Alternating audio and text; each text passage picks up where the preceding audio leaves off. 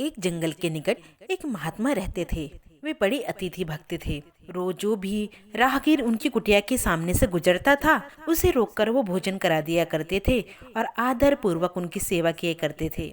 एक दिन एक राहगीर की प्रतीक्षा करते करते उन्हें शाम हो गई, पर कोई राही ना निकला। उस दिन नियम टूट जाने की आशंका में वे बड़े परेशान हो रहे थे। उन्होंने देखा कि एक 100 साल का बूढ़ा थका हारा चला आ रहा है। महात्मा जी ने उसे रोककर पैर धुलाए और भोजन परोसा। बूढ़ा बिना भगवान का भोग लगाए और धन्यवाद दिए तत्काल भोजन पर जुट गया।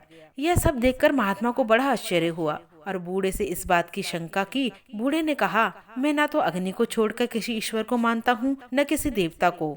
महात्मा जी उसकी नास्तिकता पूर्ण बात सुनकर बड़े क्रुद्ध हुए और उसके सामने से भोजन की थाल खींच ली तथा यह बिना सोचे कि वह रात में इस जंगल में कहाँ जाएगा, कुटी से बाहर कर दिया। बूढ़ा अपनी लकड़ी टेकता हुआ एक ओर चला गया।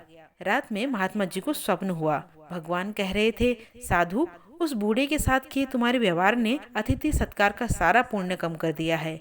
महात्मा ने कहा, प्रभु, उसे तो मैंने इसलिए निकाला कि उसने आपका अपमान किया था। प्रभु बोले, ठीक है, वह मेरा नित्य अपमान करता है, तो भी मैंने उसे 100 साल तक सहा, किंतु तुम एक दिन भी न सह सके। भगवान अंतर्ध्यान हो गए और महात्मा जी की भी आंखें खुल गई।